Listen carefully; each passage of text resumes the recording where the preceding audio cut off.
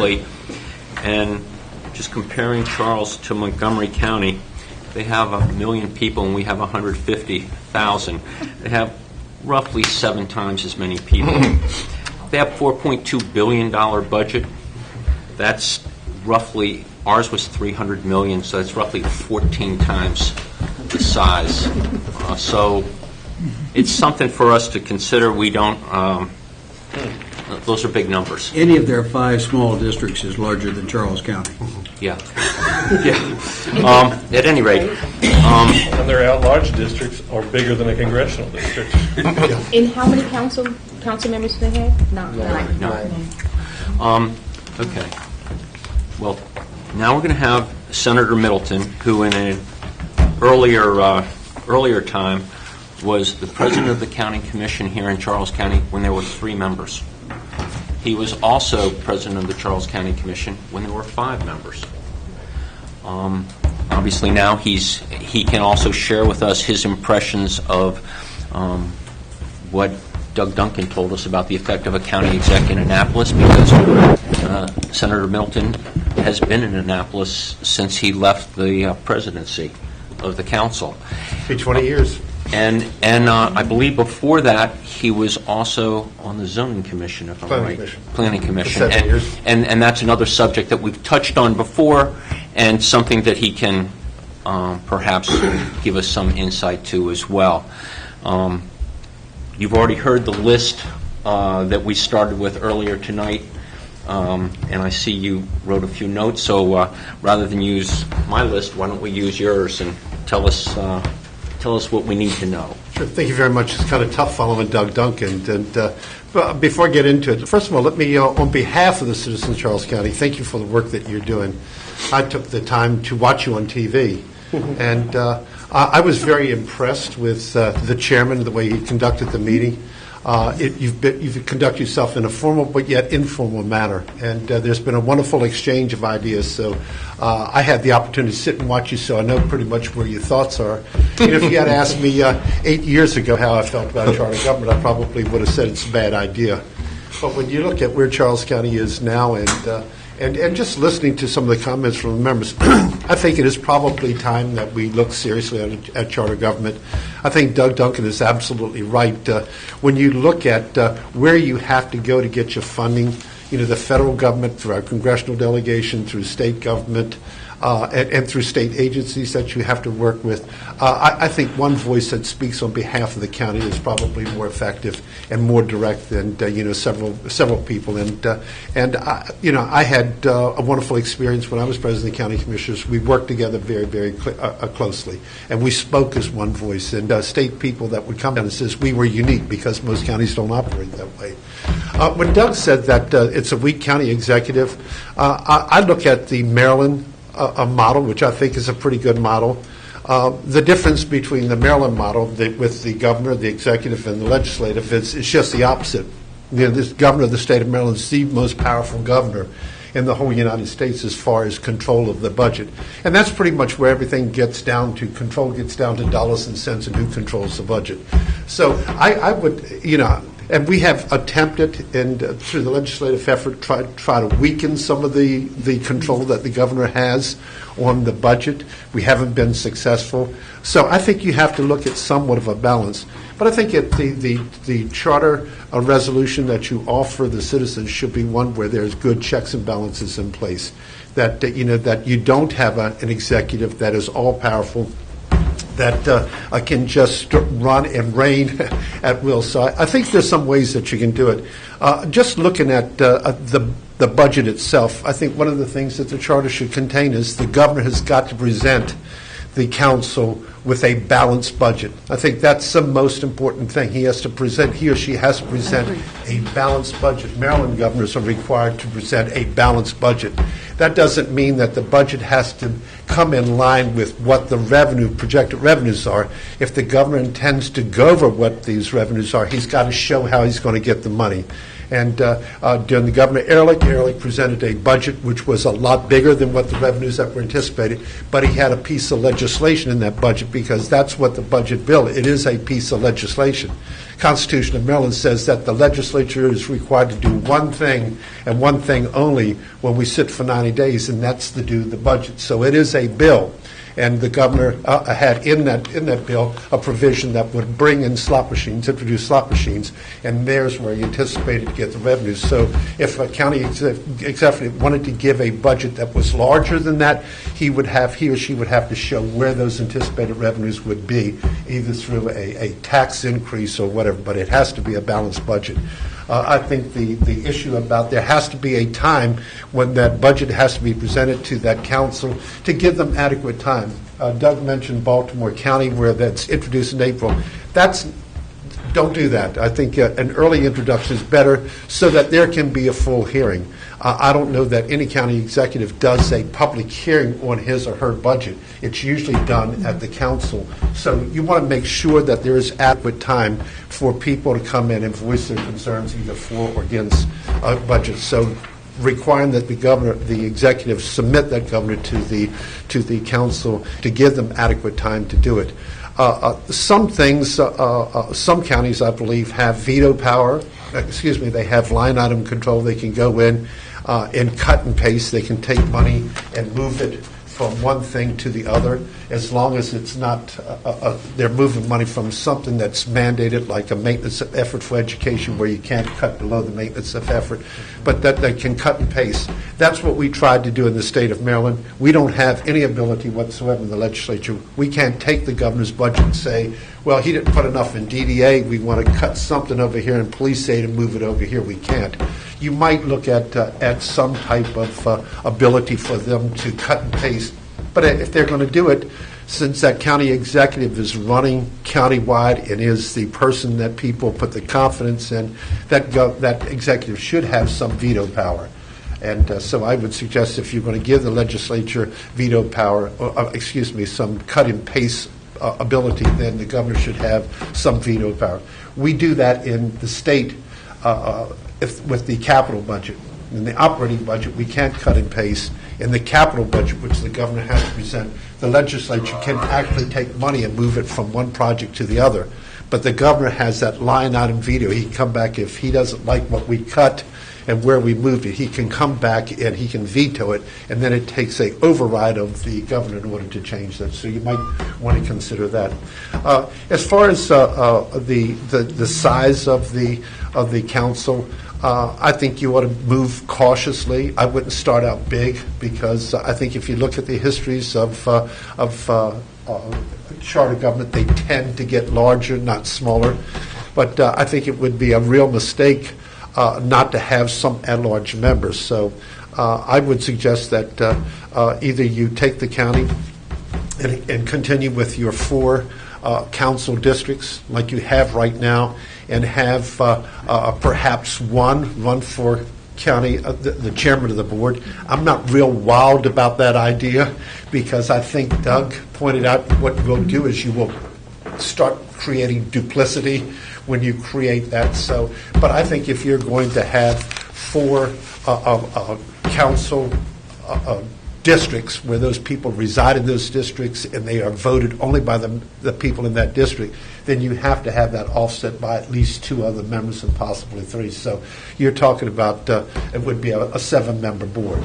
And I know that's going to be pretty expensive, because that means all of those people are then going to have offices and staff. But I think you've got to have that at-large perspective.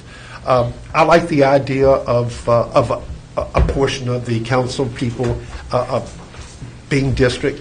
I think one of the things we have in Charles County right now, where everybody running large, is Waldorf elects everybody. You know, and I hear that if you go around other places in the county, what's the sense of even showing up? Because at the end of the day, Waldorf is going to come in, they're going to decide. And I even hear from some people that says, well, I'm not worried about the rest of the county, I'm just going to work Waldorf. Because Charles County is a Democrat county, and I'm a Democrat, and Waldorf at the end of the day is going to decide who's going to get elected. And I don't think that gives you fair representation. So if you have some areas in the county that are more conservative, then you'll have one person that will at least be a voice for that view. So I think it's important to have some of the district council members. As far as Do you mean to be elected by district? Yeah, they would. By- They would. I just want to They'd be have to clear. reside in that district, and only those folks from that district. They would not run at large. Right, okay. Yeah, I think you ought to have. Maybe you could take it, and if you wanted 5, and break the county down into 3 districts, and then have 2 at-large members. So you would have a 3 and 2. If you want to keep it at 5, then do it that way. Right, if you Yeah. wanted to keep it smaller, do three council districts and 2 at large, and then you'd have your county executive who would be at large. So at large, that would be some type of balance. I think a way that you can do some check and balances. One of the things that the legislature has some control over the agencies who work for the governor is that they have to be appointed, first of all, by the Senate. There's a Senate confirmation that's required, so they know that they have to do that. And then also, when they come in to present their budget to the legislature can cut their budget. And you want to make sure that your council has that ability that they can reduce the executive's budgets. That makes those department heads who are going to come in, and those school boards and the police and others, not that they're beholden to them, but they know that they've got to work with them. So I think that may provide that check and balance that you might want to do, so that there is a working spirit between the executive branch and the legislative branch. Excuse me, Senator. Mr. Duncan mentioned a situation where, I'm not sure whether he was talking about Montgomery or just in general or what, where the council could increase the executive's budget. Yeah. Are you for that or against that? No, or- I'm not. Okay. I'm suggesting that the governor would have to provide a balanced budget, and then the council could cut it if they Cut want. it, but not in. Not okay. increase it. No, Okay. I don't think you want to increase it. 'Cause then I it's mean, not I think balanced. that's when you really get into the games, because they can raise it. Can we go back to what you said earlier about your idea of a balanced budget? I was a little surprised that you said that you pointed out early, provided the gambling and the slot machine legislation as the way to get the additional money he needed to balance his budget. Well, we know that didn't happen right away. Right, so the legislature had to come and cut it. We didn't approve the... So, how did you handle that? Well, we do it, and Doug mentioned that he didn't know whether or not there's a checklist that they have to do. In Annapolis, we have what's called the Legislative Spending Affordability Committee, where we have members of the legislature. We bring in people from the outside too that sit on that, and we set what the growth rate, whether or not the budget should grow by what percentage, or whether or not it should be decreased. And we base that based on the economic forecast. We have legislative services that provides the economic forecast of what the anticipated increase in revenues are going to be.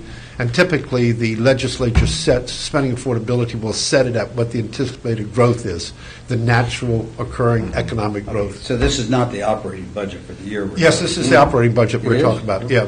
But there's a responsibility for the legislature. If we tell the governor, we want you to present us a budget that does not exceed this amount.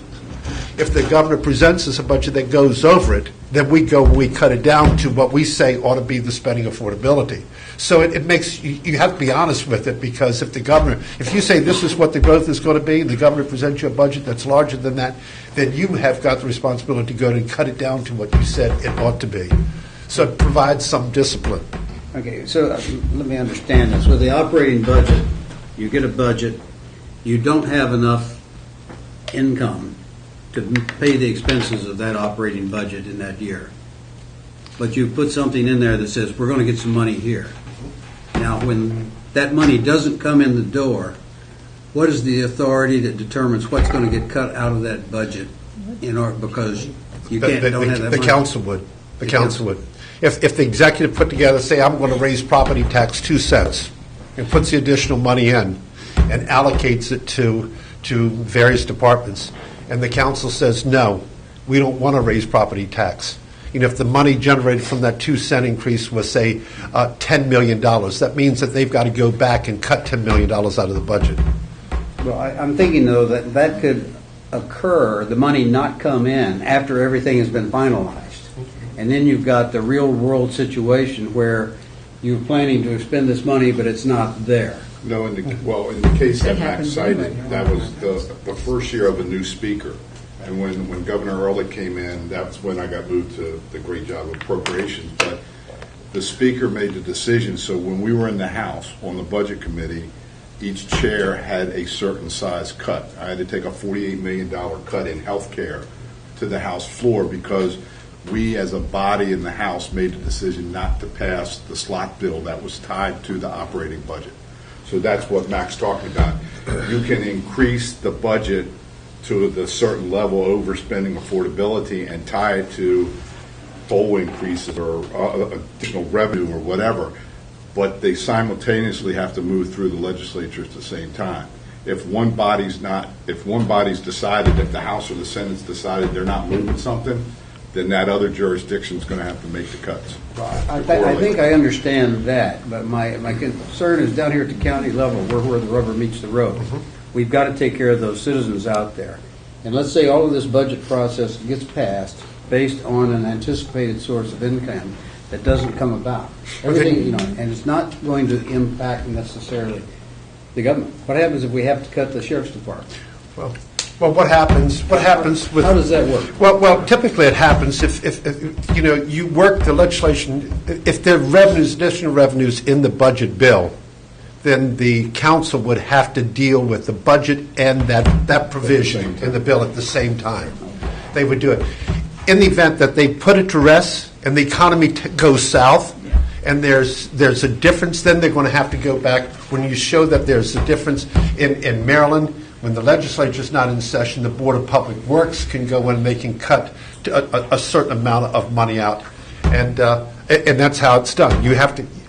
That happens right. That has to happen right now. Yeah, that'll happen right now. A new situation, right? Correct. So, and then so that would be the budget and the revenue side, and I would imagine you would want it set up so if the executive has a special initiative, if the executive wants to create another department, he'd have to do it through a piece of legislation that he'd have to introduce to the council. The council would have to take it up. Or the council can introduce legislation like we do that's got to be signed into law by the governor. I would suggest that you look at that model the same way. And if the governor decides, no, I don't want the council to have $100,000 expense accounts for each member, he can veto it. He or she can veto it. And then they would have to come back and override. And I don't know how you would set the majority, whether it would be a 3/5 majority or a super majority, however you want to do it. I think you'd have to set that up in the charter. Would it be a reasonable thing to do, Senator, or if in a case like this where you have this predicted source of money for this operational expense, that you tie it to a specific expenditure, and then if that money doesn't come in, that expenditure doesn't take place? Well, some things you're going to have to. You're going to have to. I mean, if the money don't come in, and say Charles County's $10 million short, that's what they will go back and do. That's what they do right now if there's a shortage of revenue. And then they've got to look at, there's certain things that they're statutorily required to do. They're required to fund education. When it comes to the Department of Social Services, there's a case formula where they're required to provide X amount of dollars. So they have to do those things first. And then the discretionary, then it's up to them. And they should reflect the citizens. The county should know what the county's priorities and make the appropriate cuts. That's the way that's the way it works now. That's the way it should work. And I would imagine you'd want it to continue to work in that way. One of the other things that we touched on it at the end with Doug, the whole transition time. I agree that I think 4 years is too long to wait. They did that in Frederick County, and some people are complaining right now that there's a lot of mischief going on because there was this 4-year delay. I would suggest that you do it. Those elections take place. If the referendum passes, then the next presidential election, you would have an election and to elect those folks, and that they would serve that 2-term. One of the things that you probably will anticipate, there'll probably be people that are currently running that would want to run. I think if you do that, then you have to have it stated that they have to, if they're going to run, if you're a commissioner now, non-commissioner president, and you're going to run for county executive, you have to declare your seat vacant so that that vacancy can stand election at the same time as the others. So when the presidential election is finished, you will have a full... You can't have both. You can't have Like both. the Senate can't, the House can't. But you have to, for that election, you would have to declare it. So I would suggest you do it that way.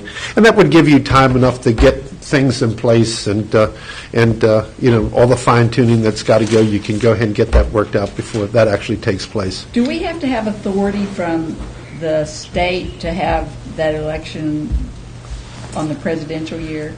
That's No. No, not if it's on a 2-year cycle. I mean, if you're going to come afterwards, like Cecil County did, they have staggered terms, then that's the constitutional change that you'd have to have legislative authority to do. Do you have any recollection of how it was that they got staggered terms? Everybody was asleep. I voted against it.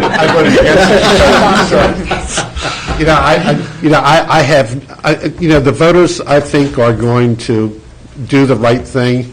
You know, this whole argument about, oh, you can have a complete wipeout of everybody. You know, if they're not doing their job, especially at the local level, it's different at the federal level and at the state level.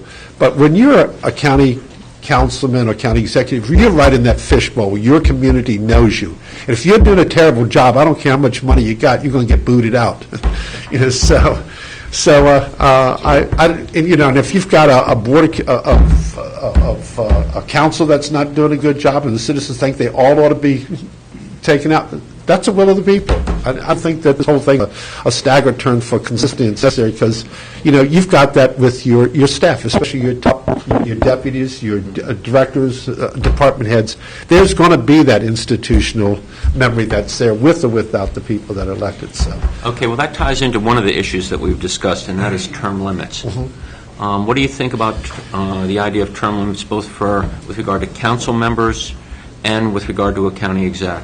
I would say for the council members, absolutely not. You shouldn't do term limits because, you know, and people. If you look at what's transpired over the last 20 years, where term limits have become very popular, you know, all the people that advocate for term limits, they get elected, and guess what? they think it's a bad idea. You know, again. It may work at the federal level, but at the local level, people know who their people are. They know if they're doing a good job, and if they're not doing a good job, they'll vote them out, or they'll want to keep them in. You know, if you set it to 2 terms, just as Doug said, you know, when they start that first year, the second term, guess what? Somebody's already talking about running for election. They almost become like a lame duck. And then they start looking for a job in the private sector. And you have the responsibilities, local land use and development and developers. You know, it just sets up an opportunity for people that want to land a job. You know, it's a temptation that you expose yourself. So I just don't like the idea of term limits. You know, and in Prince George's County, they have 2-term limits. They have 2-term limits, I believe, in Anne Arundel County. Yeah. Again, Can I just take you back just a little bit, step by step on the transition issue, especially the way things are set up now. We'll vote on if the charter is completed and everything. People vote on the charter in November of 2014, correct? Correct. So the people who elected commissioners then, are you saying that, well, they should continue and run again in 2016? Is that what you're saying? what I'm saying is that in 2016, someone will have to declare to run for county executive. Right. Someone will have to declare to run for each council seat? Well, wait a second, I'm a little bit confused now. That's what I would suggest. When you say someone would have to, let's say someone is elected to the county commission, and they decide that in 2016 they want to run for county executive.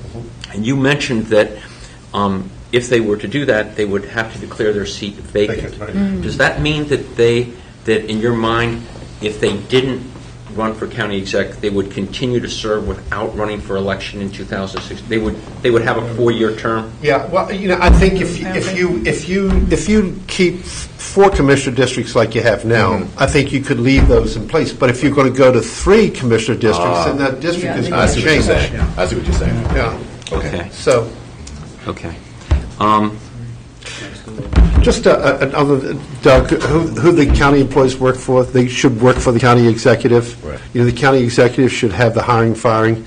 One of the things that we did is that we went through and did a complete reclassification of the state employees, the management, executive, administrative people. There's some people that should serve at the pleasure of the county executive, the directors, whoever the directors are. They are, and that's the same thing as state government. We classified them as political appointments. The governor can hire those people, he can fire them for whatever reasons. It's simply that. If those people are not working, shouldn't have to answer any questions whatsoever. But then you have your at-will employees that have a certain amount of rights. They can't be fired for age, race, creed, or politics. So I think, and that would give you, this 2-year time would give you an opportunity to go through and do that type of reclassification of which of those slots are, executive appointments with the confirmation of the legislature. Do you want the deputy, that director and the deputies? Do you want just the directors? I think that 2 years will give you that time to designate which ones should be at will and which ones should serve at the pleasure.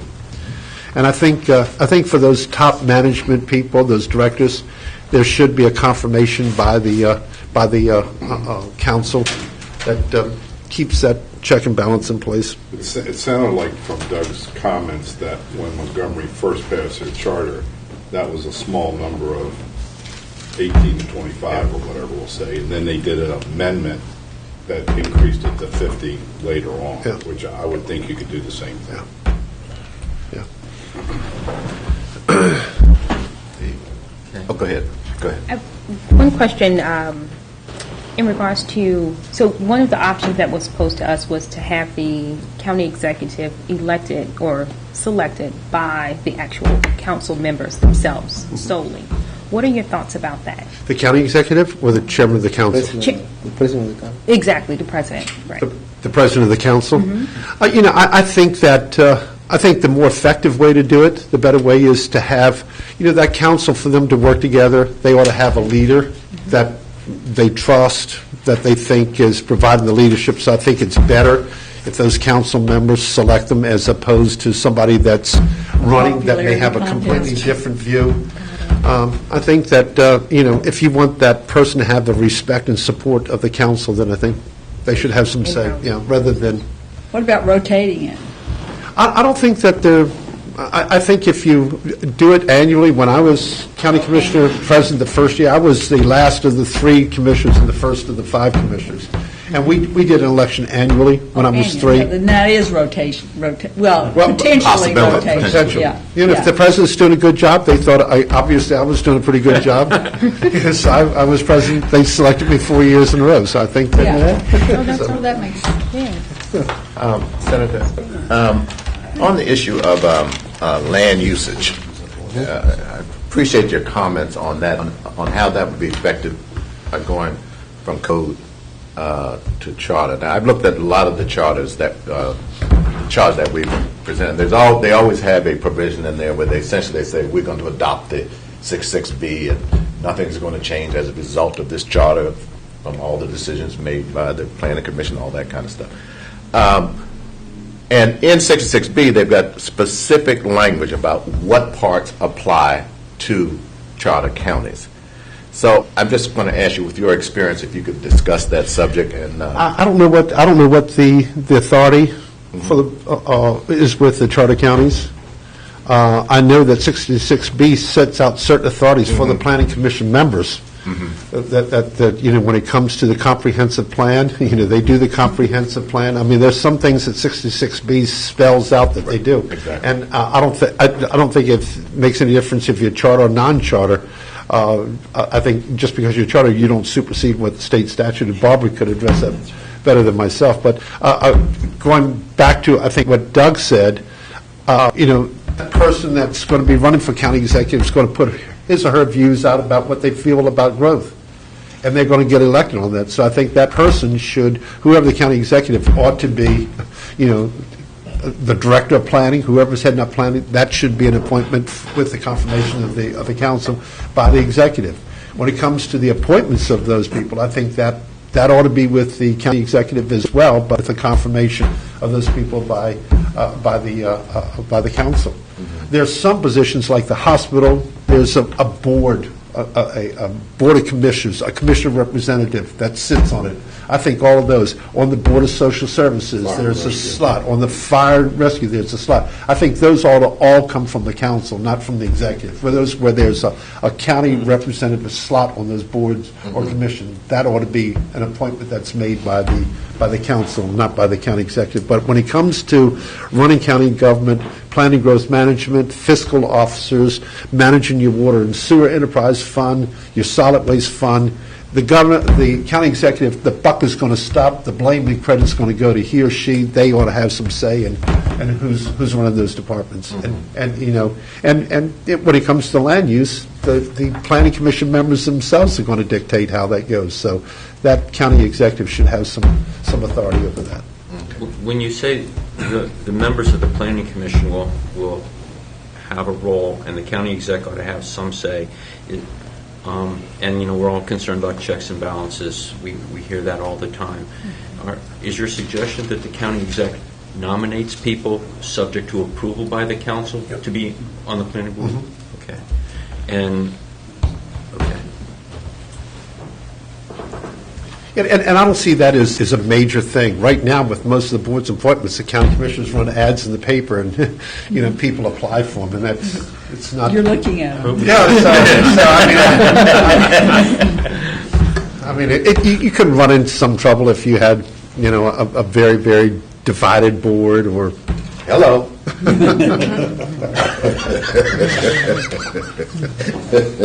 okay. Are there some subjects that? Salaries, didn't touch on that. Right now, the county commissioners are part-time, and I think if you heard what Doug said, that their charter spelled out that their council be part-time. I think they ought to continue to be part-time. I don't think that they're going to have any more business to conduct in the legislature, and we have 90 days to conduct our business. Yeah. So I don't think the idea of in the charter of spelling out that they have to be and will continue to be part-time is a bad idea. I think you ought to put it there. Right now, they have a combination of executive and legislative function. They're going to. Her job will be less. They're going to be less. So I don't think that you ought to be looking at beefing up the council's salaries any at all. But I think with the county executive, that's your leader. And I think you're going to want not people that are over the hill, that are want to be competitive. Past retirement, that don't need an income. When you've got people like Doug Duncan, who I thought was just a great county executive. He had 5 or 6 children, lived in a townhouse. If you want him to concentrate on being the spokesperson, to be that person out there that's meeting with businesses, trying to bring them in, work in Congress, work in the legislature, they've got to have, it's a full-time job, and they've got to have the salary that goes with it. So I don't think, for a size of, Charles County, 150,000 people, rounded off $1,000 for each 1,000 people.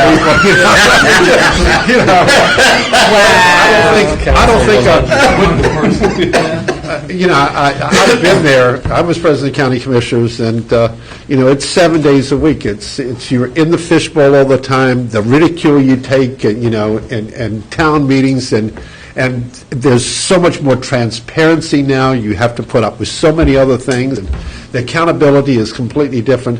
I would say then, $150,000.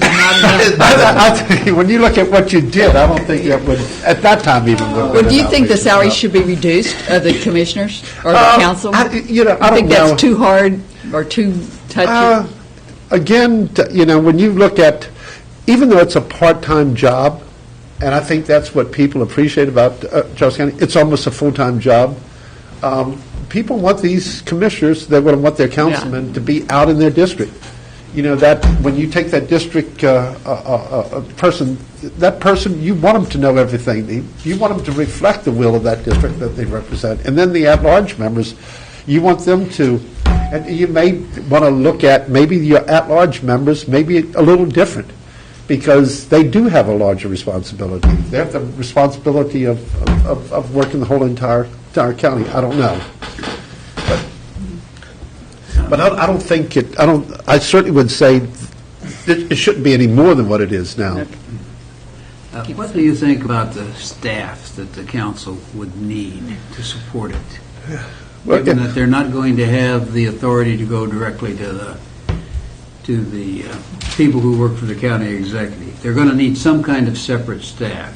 Well, I think again, with the checks and balance, if they want additional staff, it's got to go through the county executive's budget. If they want an appropriation for a full-time secretary or Is that the way the state works now? yeah. Well, I guess my question, Well, the way it works now, the governor's got to include in his budget the budget that's put forth by the judiciary. He can't cut it. When the judiciary presents budget, he's got to include that in his budget at the requested amount. And the same way with the legislature. He just got to include that into his budget. I was thinking about our responsibilities here as the Charter Committee. We're going to be dictating the structure of the government, hopefully at a high level, not getting down into the grass. So we probably need to say something about this in the charter. Yeah, Ernie, honestly, I don't know how you address it, but I think you're absolutely right. I mean, I've seen some counties that, probably, you worked in Prince George's County. Yeah. I mean, each of the council persons there have their own office amount, don't they? Yes, they each have a budget which they can spend as they wish, but the charter in Prince George's provided that each council member had an aide, and eventually it provided that each one had a secretary as well. And then they had budget that they could spend as they wish. Some had part-time researchers and whatever. But what was in the charter initially, as I recall, was an aide for each council member. The full-time aide? Full-time aide. Didn't the Cecil say they had one person that supported the whole Like they do now. council? Because we're also explaining to the public who may not have Yes. been at all our meetings, a couple things I want to express again. One is we did have somebody from the Charles County government check with Howard County's fiscal services. Howard County has a county exec. The county exec has fiscal services, the budget process under his control. If the legislature has some question about whether they're cooking the numbers, they contract out with accountants to Separate. look at it. And apparently, my understanding is that has worked. So it seems to me that that's an alternative that means that we don't necessarily have to have that kind of duplication. So I just want to put that on the table because some people are going to be concerned about this duplication and cost issue. And one other thing, another thing with regard to the math of things, I was a little bit surprised when Doug Duncan said that each of the 9 council members has 3 aides. Okay, so that's 9 council members and 3 aides, that's 36 people. However, we have 5 commissioners, and they have 7 times as many people as we have. So we can try to keep that in perspective, and the county exec didn't necessarily drive that didn't necessarily drive that cost. whether they need them or not, I don't know. The but they've population got a- drove the cost. They've got a lot of people. Pointed out, Len, they also have a budget that's 15 times, I think, Yeah. our size, is what you said. I'd like 14. 14, yes. I'm sorry. Comparatively speaking, too, I just don't want to alarm the citizenry of Charles County. When we talk about our neighbor to the north, there are 780,000 people in that county as well, so that's 4+ times the size of Charles County. So I don't think any of us at this table are thinking that there's a need for that kind of staffing as much as We we're have having a respect discussion it. about Right. respect. Yeah, and I think it's important for the public to understand that we don't necessarily think that either. Okay. That's, it's an issue in talking with the public that has come back to me also, what's this going to cost us? And we want to be conscious of that as well. I'm sorry, Senator. Do we have, Yeah, I want to go back to an issue that Van brought up with Mr. Duncan, and kind of get your thoughts on how we'd address the issue of debt affordability in the writing of this charter.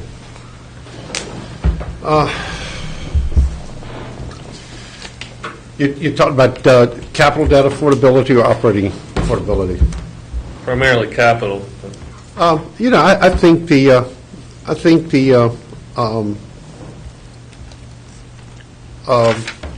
policies that are put in place under the county commissioners have a policy that they put in place that they've told the bond rating agencies they're going to maintain 5% of the operating, they're going to keep it in reserve. They've set up a rainy day fund. It's a good way to do it. In Maryland, we have a capital debt affordability that's tied into income and personal income and what inflation is tied into. But there's a formula that sets. You just can't spend any more than that. And the other thing that we do, I don't think you put into a charter, is that during economic times, when there's a temptation to go over, the state would take and had a pay-go program, which was part of the operating, rather than floating debt for capital projects. They would put money in the operating budget and pay as you go. They would pay cash, like we do the program Open Space. I think as far as the operation, I think you have to look at what Maryland does. We look at what do we have, a 5 or 6 year operating budget. We look and we project, what our structural deficits are going to be. So you're looking out. If you're doing the pension and your pension is growing by a certain amount in 5 years, this is what it's going to be, and are your revenues going to be out of sync? We don't do just we do a balanced budget every year, but we also do it as we do a 5 or 6 year budget plan, so what the out years are going to anticipate as to whether or not you have a structural. What do we do at the problem. county level here? We do that they do it with capital. I don't know that we did it with the operating, that we did they probably got more sophisticated since I was here, but. What was the specific question? You do a budget year to year, but do you do it in the context of what your revenue projections are going to be over the next 5 years as well? Yes. The operating budget is 1 year projected out. The capital budget is 5 years projected out. Yeah. okay, and just for the benefit of the microphone, I believe the operating budget is projected out over 1 year and the capital budget is projected out over 5. Is that, Yes. okay, that's the way it's currently being done in Charles. Correct. But we project the operating budget Oh, out so- over 5 years as well. So it might be more prudent to project the operating out further also. And I think that's what Doug said. I think they do a 6-year operating and they tweak every other year. Yeah. And I'm sure the 5 years tied to the state transportation CIP and things like that, right? Absolutely. Yeah, so correlates. One of the benefits that you do it, when you look at the budget, there's special funds that come in from different things, and then you got the federal funds, and the federal funds, a lot of them are grants, and a lot of them are only good for 3 years. By doing your 5-year, when those federal funds are going to go out, what's going to, and that was very obvious when we had the cliff, with the federal relief package. You knew it was, after 3 years, it was going to be gone. And So you had to plan for that. If you're spending all this money now, 3 years when the federal money is gone, what are your plans to do with it? So you start. Good example for that for several years was how the county hired police officers, which were funded Right, right, a money. lot by federal grants that That ran sunsetted after a while, then the full cost of the paying that police officer became the county responsibility. Same thing happens at your health departments. They live off of grants, and those grants are usually short-lived. Just one issue that, with regard to the salaries that might be set, Doug Duncan mentioned having a compensation committee. How would the members of that committee, do you have any thoughts on how the members of that committee might be set up or appointed? Obviously, if I get to appoint the members of the committee that set my compensation, that seems, Conflict of interest. doesn't seem like the best idea. Do you have any thoughts on that? Well, the legislature sets up the legislative committee, salary committee, but then the governor's got to approve it, because I remember the legislative committee came and recommended an increase in the salaries, and the governor didn't put it into the budget. Right. And so, But I remember you appointed, I was appointed to one back in '90, I think, for the county. right. And we were harder on them than anybody else. I mean, it's never been a problem. I mean, Charles County's been doing it for a long time, and I don't recall then it ever being a problem. I mean, usually they're pretty tough because they're taxpayer citizens. It doesn't matter whether they're appointed or not. If I understand correctly, the last one in Charles County recommended increases, and the county refused to accept them. Sure. That often happens. So right now, we have a county compensation Or you do it ad hoc? board, or It's appointed on a 4-year cycle. Yeah. I The county believe, commissioners just board. like the state. Yeah. As I recall, It is a it four-year was set up right after the election. It has to be. It can't- And I know at one time, the political parties were asked to provide a member. And I don't know where the other members came from. so But then they made the recommendation, and after they made the recommendation, if it got approved, it couldn't go into effect until the next election. right. But I guess my question, Barbara, is do we or do we not have a county compensation board? That's what I'm unclear on. I haven't been here You don't for an know? election, Okay. so I don't There's no know. formal. There's no formal one. Okay, that's what I'm trying to figure out. Ad hoc. Yeah, I think typically they do it, once a term, and it's typically done in the third year. You put it. But how they put together those, Senator? It's, Do you know? I mean, I think that when we did, we wanted to make sure we had a representative committee. We had an appointment from the Democrat Central Committee, one from the Republican Central Committee. You had a fiscal person on it. Okay, And, okay. and typically, and they did an exhaustive review of what other counties Okay. are doing. Okay. And But it you'll wasn't find- only for county commissioners at the time, it was for all the elected, so the sheriff, Okay. the clerk of court, the... Judges Orphans Court. Judge of Orphans Court. Okay. The, not finance director, but the treasurer, so, plus Okay. county commissioners, it was... Okay. It was Thank all you. of those elected officials. And then the county commissioners would have to approve it to go with it or not. And the county commissioners appointed them? Yes. Okay. We'll find out how it was last time, and we'll circulate a memo Okay. to all of you. Okay, thank you. I think it probably should be, I'm sure there are good models out there, but that's probably something that should be done. The county executive should probably have some appointments, and the county council have some appointments. There's one other point that just wanted to touch base on is labor agreements. In Maryland, the whole collective bargaining agreements, all that negotiation is done by the governor, by the executive, and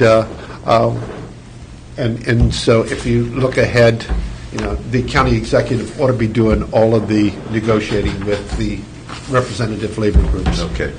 Because a lot of it is working conditions, it's financial benefits, whatnot, that have to be reflected in the budget that he or she puts together. So those agreements should be done.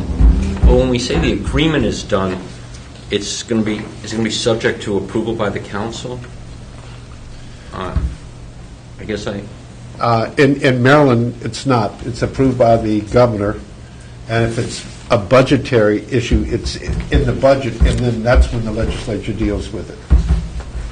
We don't have collective bargaining right now. You don't have it now, but in the event that you do have it at some point in the future, I think your charter ought to spell out that the executive is the one that does the agreements, does the memorandum of understanding. And I think that's probably the way it's done in most counties with a charter government. How do we do it on our school board now? Is it the superintendent or is it the school board? I think it's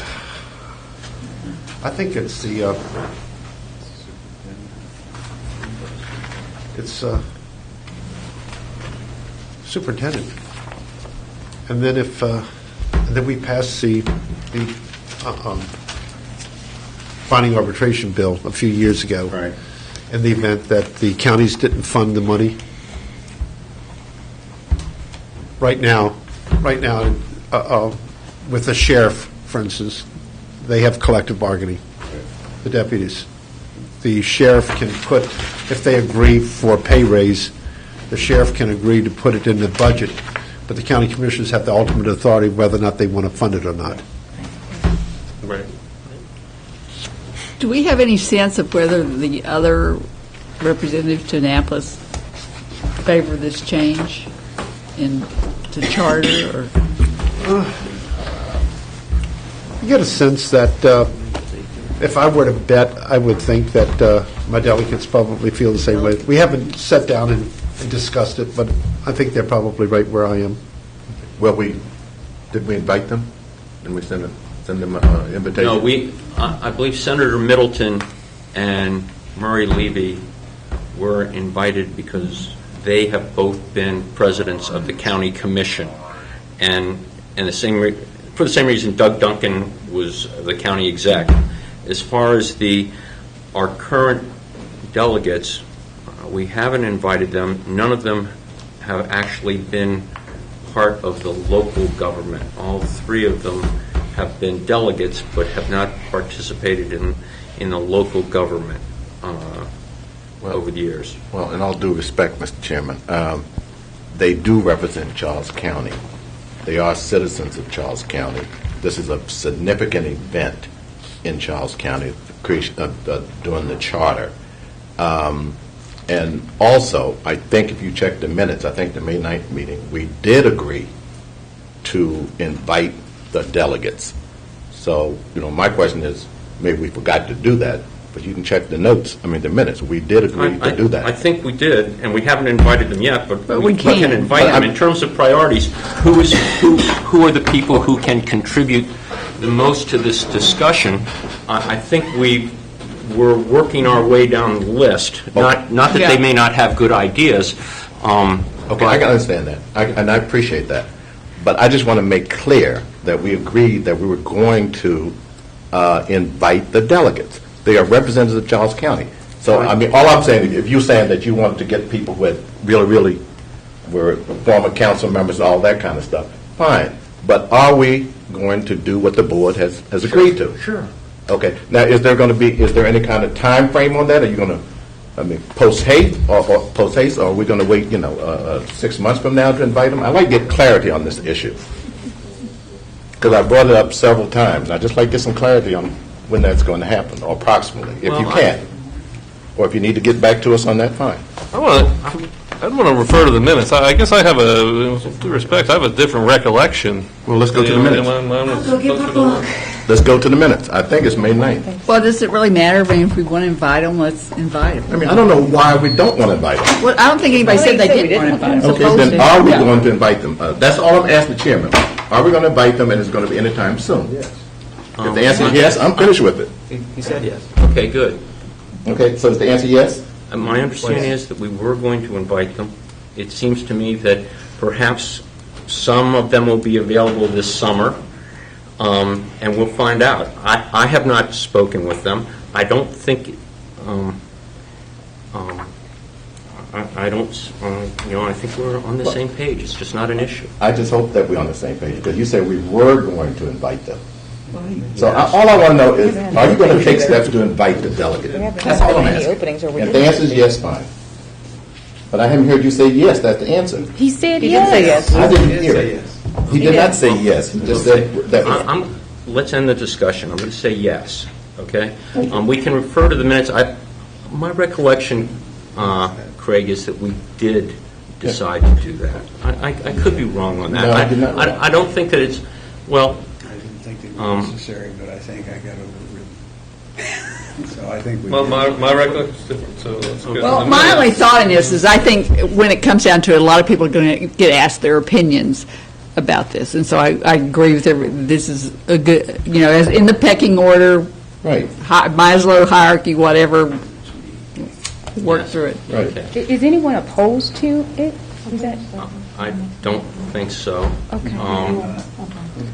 I'm not opposed to it. I think I would rather give them their answer. I mean, Senator Middleton and, Mr. Levy both have experience in local government. And as Len was suggesting, we brought them in, not just for their experience in state government, and in particular with Max done with the budget, but because they are administering the budget here on the local level and the powers and whatever we see as the defects in the organization of county government, there's a reason for even considering going to a charter, and how it can address the defects in what the county can and can't do. To have people who've actually sat as 3 or 5 commissioners and know what those defects are and how we can help address them, that's a positive thing. As a state delegate, doesn't have that same hands-on experience, and that's why that's sort of stigma. And no one. I said hands-on experience. You were doing all right. Right, I said hands-on There's landlines around. I agree with everything you said. Okay, well, let's do this. First off, everybody is welcome to review the minutes. Melody couldn't find it in there, okay? I think it may have been mentioned, but it just doesn't make any difference. We can go ahead and we can talk with them about it I have and see if May they 9th right want. here. I have May 9th right here. Is that I the, think Melody just went through it. oh, okay. Okay, she couldn't find it, but maybe everybody is free to go look through the minutes of whatever. We can see who can come. What I would like to do, we've been invited, and first, let me back up and say, I was down at Cobb Island when the 4th and 5th Democratic District Club, I was there, and someone asked what the status of the charter board was and asked me if I would say something. So basically what I said was that we're in our exploratory stage, we're listening to opinions, and we're trying to get the best ideas we can. And there was one pointed question, and that was with regard to taxes. And that was is this going to cost us more? And I invited that person to watch our TV shows, and I suggested that there were a number of people on the commission who are going to be careful and concerned about the issue of taxes.